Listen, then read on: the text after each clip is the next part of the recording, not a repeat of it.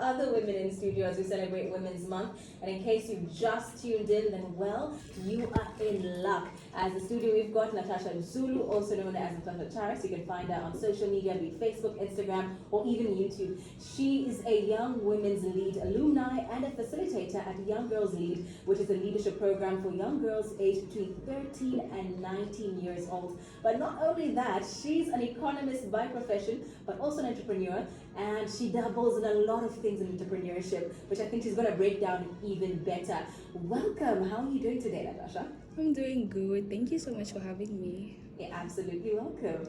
Natasha, tell us more about your journey from being an economist to becoming a facilitator for Young Girls Lead. What inspired this transition?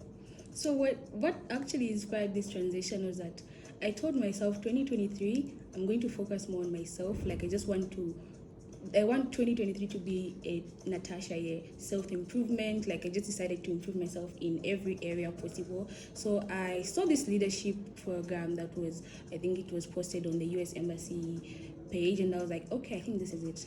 I decided to apply. I just took a chance, and luckily I got selected to be one of the people that were going to be part of the cohort, and I was so excited, and that just kickstarted everything. It kickstarted my leadership journey and my journey of self-discovery. That is how I found myself there, and from there, it's just started like that. It was amazing. So now, as a facilitator at Young Girls Lead, what are some of the most rewarding moments you've experienced while working with girls in the leadership program?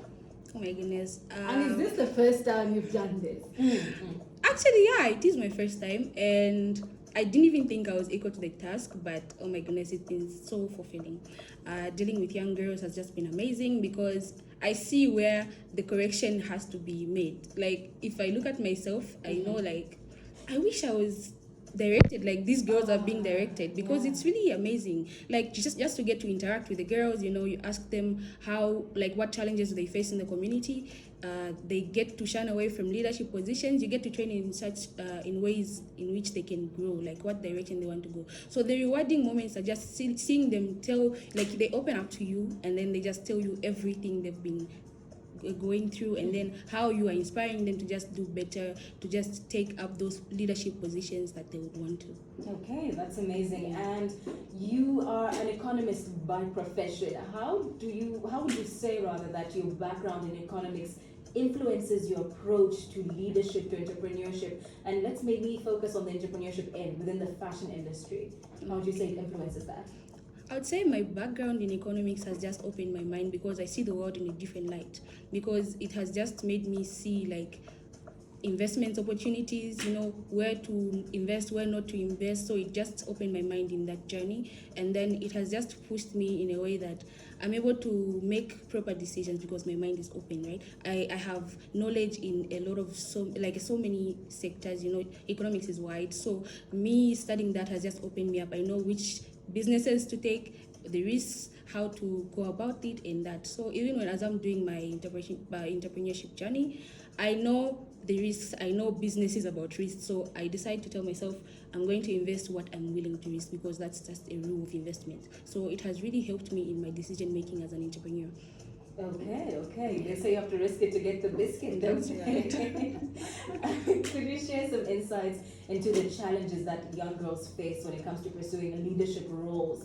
And what programs would you say Young Girls Lead aim to address by having cohorts and classes and all of that? Some of the challenges that I would say young girls face when it comes to leadership is that their backgrounds, their homes, it starts from their homes. I see most of them will be like, no, at home, maybe they don't get that support, that guidance, so they tend to have like a low self-esteem. So that is one thing we tend to tackle. We try to build them up, because we want a generation of young girls that are confident in themselves, young girls that believe in themselves. Like, despite of what anyone says, they are just there. They want to do it because they know they can do it, irrespective of what anyone else says. So I feel like whenever we get to have such conversations with them, we are solving things that might maybe stand in the way in their future or anything. We tell them how beautiful they are. They don't have to let the world decide. We tell them how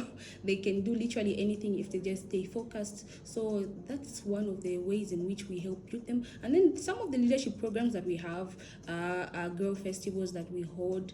I think this is the 3rd edition that we're going to hold this month. So we aim at targeting young girls in high schools, and then just teaching them. We bring influencers from everywhere to just give them that knowledge, tell them about career enhancement, self-discovery, hygiene, and all that, and leadership itself. So now, Natasha, you're also a content creator. How's that going? Oh, great. My journey of content creation started like a joke, and it's been going great. I'm gradually growing, I would say, because I was camera shy. So it was something I just dared myself to do. I said I have to become a video content creator because I need to get over this phobia. Yeah, like why? So now that you've overcome the phobia, how do you balance your creative pursuits with your other professional responsibility? I mean, your responsibilities rather. You're an economist, and then you're also, you facilitate a lot of things under, Young Girls Lead. You're an entrepreneur, and then you're also a content creator. How is this balance going on here? How do you make 24 hours, 34 hours in a day? That's why I would say Young Women Lead was the best thing that ever happened to me, because it taught me balance. I know how to, put schedules. Like, I know how to put myself where I'm needed. I balance things up. What is supposed to be done at this point? What is supposed to be done at this point? And I know exactly. So I have work up to maybe like from 8 to 5, I have work. From there, I think, what am I going to do? With the girls, we meet them at 20. So it's just like about making a proper schedule that fits in. I make content mostly on weekends, Saturday, Sunday. So I just learned to balance out, like, what needs my time now? What am I going to do now? And what am I going to do later? So it's just balance, I would say. Okay. That's absolutely amazing. So it's going to be Women's Day tomorrow, and here at Power FM, we've pretty much dedicated the entire month to women. What is your personal message to women who would like to be like you, or possibly even, discover what they're great at and be able to pretty much thrive in it? Women are just amazing. I believe women hold so much power in them, and all they need is just to believe in themselves.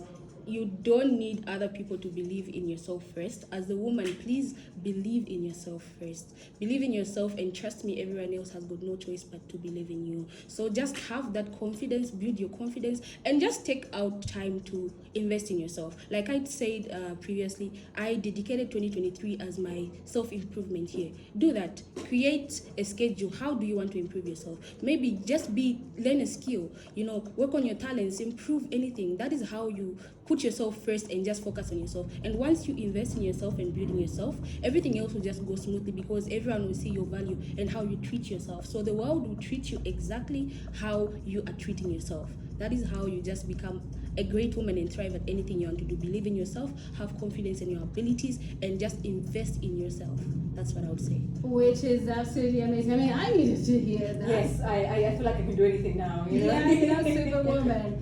Well, thank you so much in joining us on the program. And I know that, the woman who is caught up in traffic right now, the woman that's at home, the woman that's trying to, get her business off the ground has actually been empowered via this information. So what does the future look like?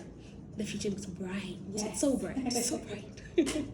We love that. That's amazing. Totally love that. And finally, how can people find you if they want to reach out to you, speak to you, interact with you, see what you create? I have a Facebook page, Natasha Cherise. I have a YouTube page, Natasha Cherise, and literally all my social media handles are Natasha Cherise, so you can reach me there. Plus, Young Girls Lead. If there are any young girls out there, you can join Young Girls Lead. We have a Facebook page, Young Women Lead. Follow us on Facebook. We are literally there, so just hit me up on any of those and I'll be there. Absolutely. Do stay tuned for the news and detail coming up shortly. This is Tamanga 913 and we're in studio with Natasha Zulu.